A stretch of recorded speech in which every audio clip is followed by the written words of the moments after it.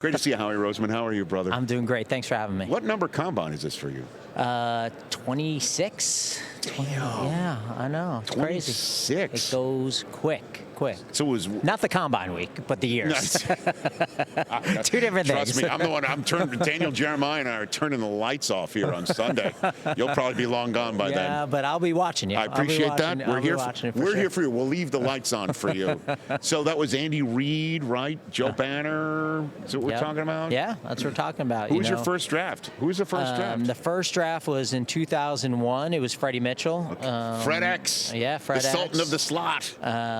We came back and we took Quentin Caver in 2. Okay. We took Derek Burgess in 3. Okay. And Derek Burgess, if you remember, he hit it when he went to free agency. He went to the Oakland Raiders, had like 18 sacks one year. Yeah. And then my first draft as a GM was 2010. Who was your first draft choice? Come on now. This is an easy one. In 2010? Brandon Graham. University of Michigan's finest. Yeah.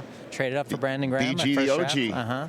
Because you're so smart. we got a lot of stories. So wait a minute. Your first draft choice was not a Georgia Bulldog. No, it was a Michigan Wolverine. Choice was Brandon Graham, and I always tell a story about Brandon. It took him a couple of years. It probably took me a couple of years to get my feet, and then our first World Championship, he makes the play to strip the ball to really ice the game. So it's just great stories, and always love coming here and seeing great people and finding great players. That's why we're here. Yeah, so what do you get the most out of here? Interviews or on field? What is it? I think the medical is a huge part too. There's no doubt about it.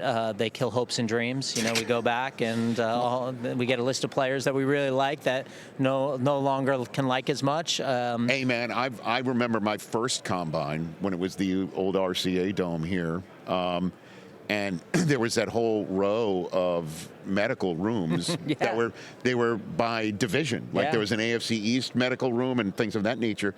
And I remember being in there and a player was told, I was sitting there when the doctor said to him, "You broke your leg in high school." And the player's like, "No, I didn't." And he held up the x-ray. He goes, "Yeah, you did." And he pointed to it. Yeah. I've never seen anything like that in my entire life. It's crazy.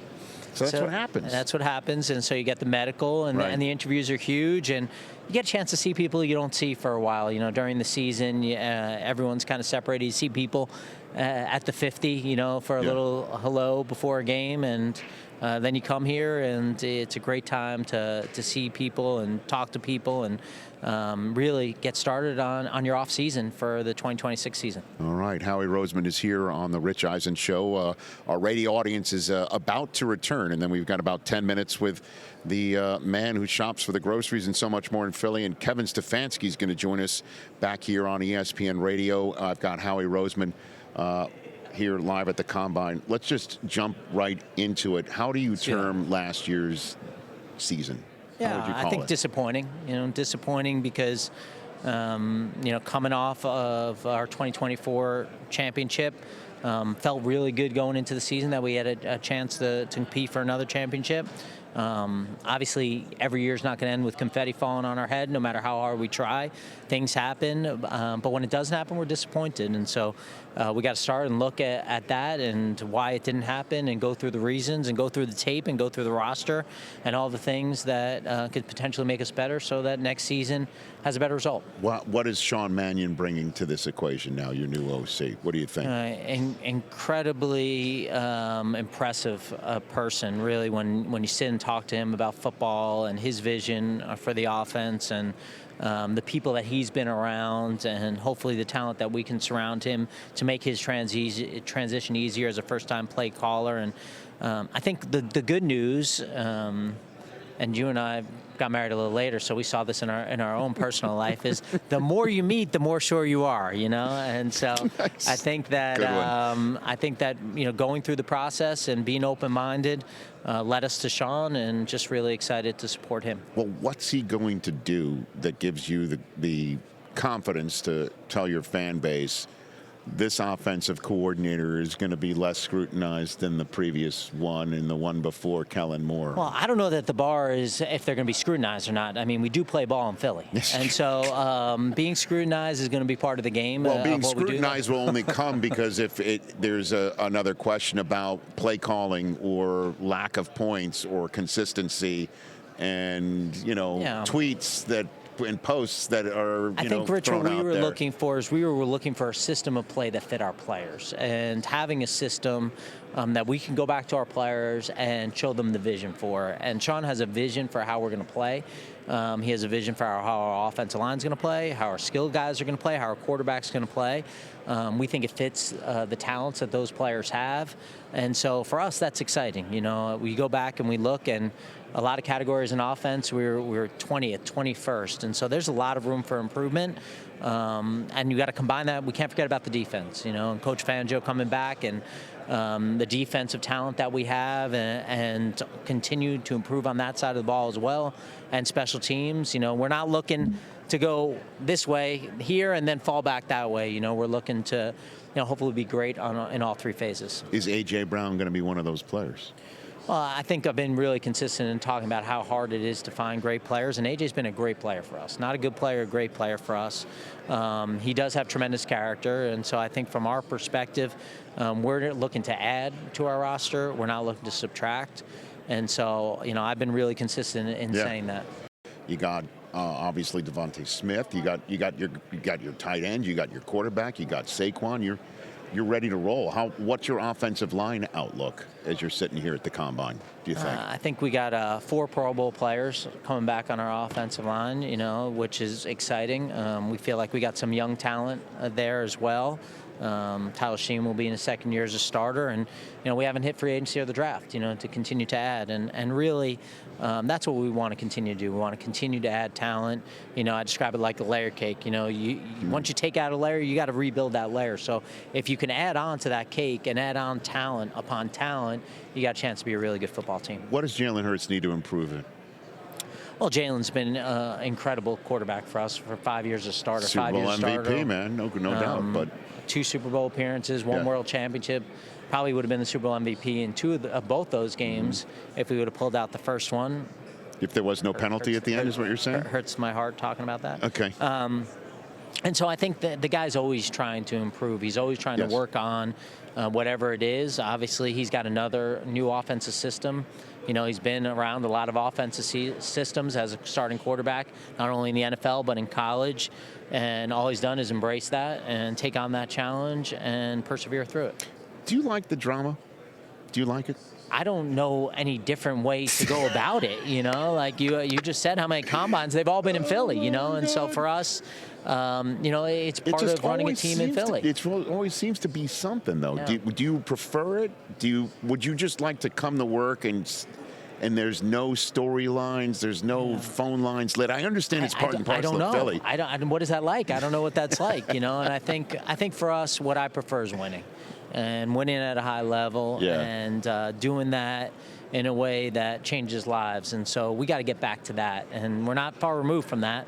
And certainly when you're talking about 11 wins and winning the NFC East, well, it's not a terrible year, you know, but That's right. Our standards are what they are, and we embrace that. All right, in the few minutes I have left with you, walk me through watching Cooper DeJean and Quinyon Mitchell here a couple years ago. Let's pull back the layers on evaluating and nailing it, and what you see here, and what boxes needed to be checked after that. Yeah. Now Coop was a medical, right? Because Coop wasn't here. Right. He was coming off an off-season injury, and we were chatting with him. We brought him into the facility as well, and I think when we were going through our draft prep, thinking Q had a good chance of being selected before we picked at 21. Right. Had done the work on him, loved the player, loved the person, and just anticipating he probably wouldn't be there. So really thinking that Coop was a legit option for our pick. And when we were on the clock, it was because we had done so much work and we were prepared to take Coop at that pick, and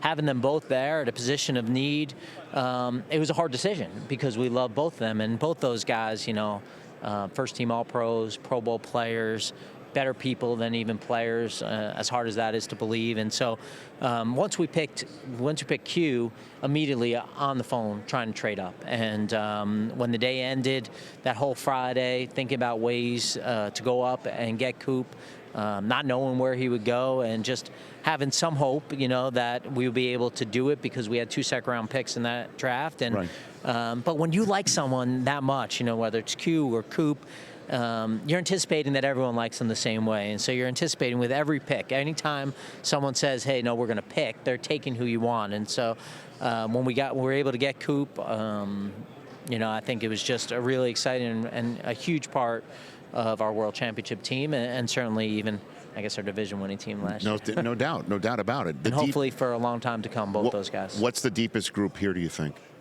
I always get in trouble when I do that, and then if we don't pick from that group, that's, Howie said this group's really deep. So or you could be throwing us off the scent, so go for it. What do you got? I got to be careful on that. But, I think that where we are as a team, you look on both sides of the ball, we got a lot of players playing at a high level for the Philadelphia Eagles, a lot of players that are either on their second contract or hopefully will be on their second contract where their journey started in Indy. And, getting a chance to draft and develop. Everyone's going to get in front of a microphone when they're hired as a GM and say, I want to draft, develop, and re-sign. Right. And that starts here.